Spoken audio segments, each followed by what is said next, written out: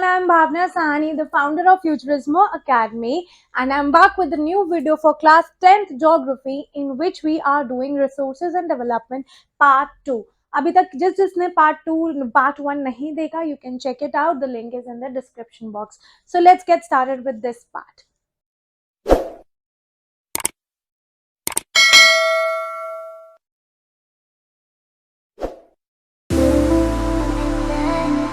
So in this part we are starting about resource planning. ठीक है, resource को कैसे प्लान आउट करना चाहिए, इंडिया में रिसोर्स प्लानिंग कैसे की गई है और रिसोर्सेज को कैसे हम कंजर्व कर सकते हैं, कैसे हम बचा सकते हैं. Alright, so moving towards the first slide, that is resource planning. तो बेसिकली आपको पता है कि रिसोर्स को प्लान आउट करना बहुत इंपॉर्टेंट है, especially in a country like India. जो है, इंडिया में डाइवर्स टाइप्स ऑफ रिसोर्सेज है, एंड जो कुछ एरियाज है they are rich in some resources, and कुछ एरियाज है जहाँ पे बिल्कुल भी कुछ रिसोर्सेज अवेलेबल नहीं है. तो ऐसी कंट्री में रिसोर्स प्लानिंग करना बहुत इंपॉर्टेंट है. अगर मैं आपको एग्जांपल दूं, झारखंड हो गया, छत्तीसगढ़ हो गया, मध्य प्रदेश हो गया, यहाँ पे बहुत ज्यादा कोल है, यहाँ पे बहुत ज्यादा मिनरल्स है, बाकी पूरे इंडिया में इतना नहीं है. ठीक है, अरुणाचल प्रदेश की बात करूं तो बहुत ज्यादा पानी है लेकिन इंफ्रास्ट्रक्चर अच्छा नहीं है. राजस्थान की बात करूं तो विंड एनर्जी है, सोलर एनर्जी नहीं है, बट पानी नहीं है. लद्दाख की बात करूं तो रिच कल्चरल हेरिटेज है, बट पानी नहीं है, इंफ्रास्ट्रक्चर नहीं है, वाइटल मिनरल्स नहीं है. So for a country like India it is very important for us to do a resource planning, so that हम रिसोर्सेज को ऐसे डिस्ट्रीब्यूट करें कि हर एक स्टेट में इक्वल रिसोर्सेज हो पाए. ये नहीं कि some states are rich in resources और कुछ स्टेट में कुछ रिसोर्सेज है ही नहीं. ऑलराइट, तो इसमें बस यही है. Let's read this with the example. Resource planning has importance in country like India, which has enormous diversity in availability of resources. There are regions which are rich in certain type of resources but deficient in some other resources. मतलब कुछ ऐसे reason है जिसमें कुछ resources बहुत ज्यादा है और कुछ रिसोर्सेज बिल्कुल भी नहीं है. There are region which can be considered self sufficient. कुछ रीजन ऐसे हैं जिनको self sufficient माना जाता है in terms of availability of resources. These are regions which have acute shortage of resources. और कुछ रीजन ऐसे भी हैं जहां पे रिसोर्सेज की बहुत ज्यादा कमी है. Example states of Jharkhand, Chhattisgarh, Madhya Pradesh. It is rich in coals and mineral deposits. अगर मैं अरुणाचल प्रदेश की बात करूं, abundance of water resources but lack infrastructural development.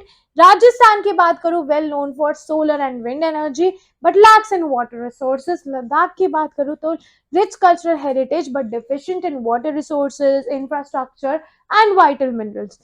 This calls for a balanced resource planning at the nation, state, regional and local level. तो जैसे हमने देखा India में कहीं बहुत ही ज्यादा रिसोर्सेज है, कहीं बिल्कुल नहीं है, कि कहीं सेल्फ सफिशिएंट है और कहीं कहीं जगह कुछ रिसोर्सेज में रिच है, कुछ रिसोर्सेज में नहीं है.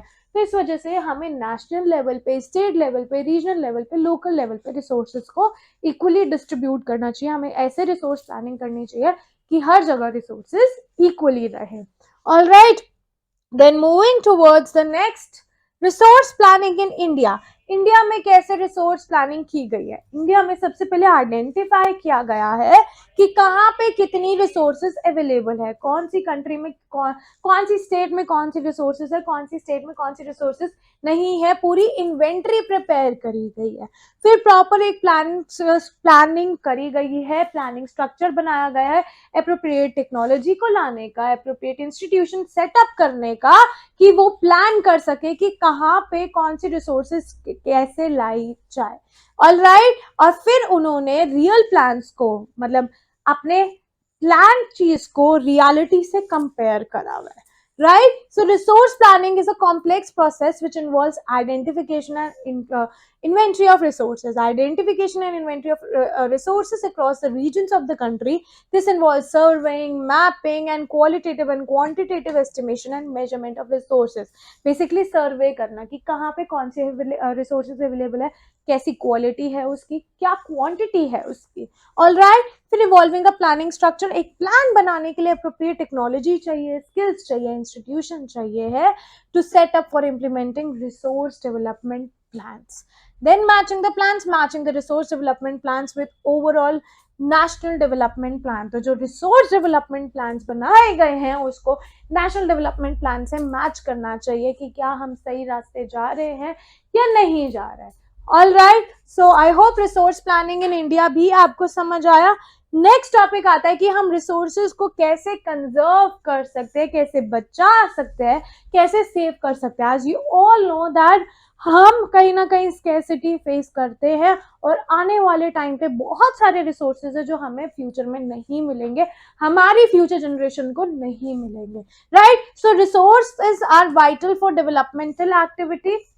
राइट, इरेशनल, अगर हम रिसोर्सेज जो है वो बहुत ज्यादा इंपॉर्टेंट है कंट्री की डेवलपमेंट के लिए. अगर हम रिसोर्सेज को इरेशनली कंज्यूम कर रहे हैं या ओवर यूटिलाइज कर रहे हैं, उस वजह से सोशो इकोनॉमिक प्रॉब्लम हो सकती है, एनवायरमेंटल प्रॉब्लम हो सकती है.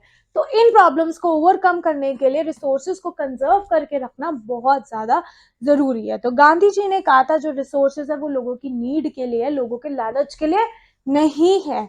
ठीक है, और उन्होंने कहा था कि अगर हम ग्रीडी और सेल्फिश इंडिविजुअल को रोक दें हमारी मॉडर्न टेक्नोलॉजी को एक्सप्लॉइट करने से, तो हमारे पास काफी रिसोर्सेज बच सकते हैं. स्कैरसिटी का रीजन ही सेल्फिश पीपल है, ग्रीडी पीपल है.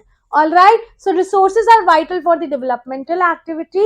Irrational consumption and overutilization of resources may lead to socio-economic and environmental problems, and to overcome these problems, conservation of resources is important.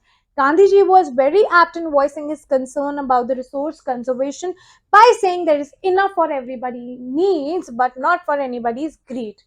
He placed the greedy and selfish individual and exploitative nature of modern technology as the root cause of resource depletion at the global level.